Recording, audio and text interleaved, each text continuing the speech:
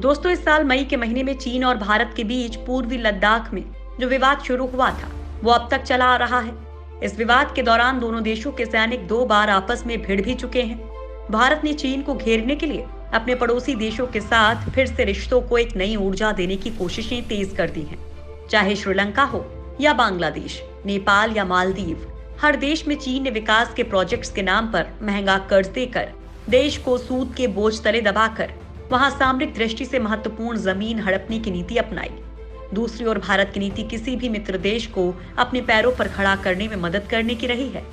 इतिहास गवाह है कि जहां चीन ने कई देशों की जमीन और समुद्र पर बुरी नजर डाली है, वहीं भारत ने हमेशा वसुधैव कुटुंबकम यानी सारी पृथ्वी एक परिवार है के फलसफे पर काम किया है। लेकिन चीन है कि मानता ही नहीं। मालदीव के साथ सुधरते भारत के रिश्तों में फिर से खटास डालने के लिए चीन अब बैकडोर का इस्तेमाल कर रहा है। मसलन वो मालदीव में विपक्ष को फिर से सरकार के खिलाफ खड़ा करने की तैयारी में है। मालदीव में चीन भड़का रहा बगावत की आग। दरअसल मालदीव में जब से अब्दुल्ला यामीन की सरकार सत्ता से बेदखल हुई है, तब से मालदीव पर ड्रैगन की पकड़ ढीली होने लगी है।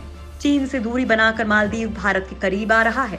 मालदीव के विकास के लिए भारत लगातार उसकी मदद कर रहा है, जो चीन को रास नहीं आ रहा है, और शायद इसी वजह से चीन वहां विद्रोह की आग लगाने की तैयारी कर रहा है। इसके लिए चीन ने मालदीव के विपक्ष को भड़काना शुरू कर दिया है। दरअसल मालदीव के पूर्व राष्ट्रपति अब्दुल्ला यामीन जेल में 5 साल की सजा काट रहे हैं। उन्हें चीन का पिछलग्गू माना जाता था। हालांकि अब चीन के भड़कावे में आकर उनकी प्रोग्रेसिव पार्टी उनकी रिहाई की मांग को लेकर सड़कों पर उतर रही है। फिलहाल यामीन मनी लॉन्ड्रिंग केस में 5 साल की जेल की सजा काट रहे हैं।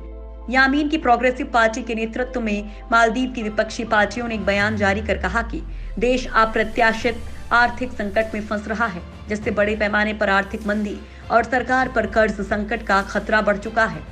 जबकि भारत और मालदीव के अधिकारियों का मानना है कि मालदीव की विपक्षी पार्टियां इस बात से परेशान हैं क्योंकि नवंबर 2018 में इब्राहिम सोलिह की सरकार बनने के बाद भारत ने इसे मालदीव के साथ अपने संबंधों की नई शुरुआत करार दिया था। अधिकारियों ने बताया कि सोलिह की सरकार बनने के बाद भारत अब तक मालदीव को $2 अरब की मदद का वादा कर चुका है, जिससे चीन के पिछलग्गू यामीन समर्थित विपक्षियों को डर लग रहा है कि कहीं मालदीव से चीन का पूरी तरीके से बायकॉट ना हो जाए। भारत की मदद से देश के विकास में लगी सरकार। दरअसल चीन के खतरे को देखते हुए भारत अपने पड़ोसी देशों को अपने पाले में लाने की लगातार कोशिशें कर रहा है। इन देशों में मालदीव सबसे अहम है। इसी वजह से भारत मालदीव की हर संभव मदद कर रहा है। 13 अगस्त को ही विदेश मंत्री डॉक्टर एस जयशंकर और मालदीव के विदेश मंत्री अब्दुल्ला शाहिद के बीच वीडियो कॉन्फ्रेंसिंग के माध्यम से हुई एक बैठक के बाद ये घोषणा की गई थी कि भारत सरकार मालदीव को एक वित्तीय पैकेज देगा, जिसमें $10 करोड़ का अनुदान होगा और $40 करोड़ की नई लाइन ऑफ क्रेडिट होगी। इसके अलावा $25 करोड़ की अलग सहायता पर भी बात हुई थी। इस पर खुशी जाहिर करते हुए प्रधानमंत्री मोदी के साथ मालदीव के राष्ट्रपति इब्राहिम मोहम्मद सोलिह ने अपने एक ट्वीट में कहा, मालदीव भारत के सहयोग में आज का दिन एक ऐतिहासिक क्षण है। मौजूदा समय में जब मालदीव में यामीन को जेल से छुड़ाने की मांग उठने लगी है, ऐसे में वहां की सरकार जनता को अपने साथ जोड़े रखने के लिए भारत की मदद वाली परियोजनाओं पर निर्भर हो गई है। मालदीव सरकार भारत की तरफ से हाल में घोषित वित्तीय मदद के फायदों को जल्द से जल्द जनता तक पहुंचाने पर जोर दे रही है। हालांकि मालदीव के विदेश मंत्रालय के सूत्रों की माने तो स्थिति अब भी पूरी तरह नियंत्रण में है। सरकार ने राजधानी माले के ग्रेटर माले रीजन में सुरक्षा बढ़ा दी है, जहां भारत का दूतावास समेत कई प्रमुख संस्थान हैं।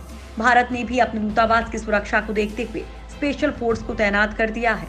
दरअसल मालदीव में जो कुछ भी हो रहा है उसके पीछे चीन का हाथ है। मालदीव की मौजूदा सरकार भारत से अच्छे संबंध करने की कोशिश में है, जबकि यामीन को चीन का पिछलग्गू कहा जाता था। भारत जिस तरह से मालदीव की मदद कर रहा है, उसे चीन के पेट में दर्द होना लाजमी है। मालदीव के पूर्व राष्ट्रपति अब्दुल्ला यामीन के समय में मालदीव चीन का गहरा दोस्त बन गया था। हालांकि मोदी सरकार ने अपनी रणनीति को अब बदल दिया है। चीन के खतरे से निपटने के लिए सरकार मालदीव जैसे देशों से अपनी दोस्ती बढ़ा रही है।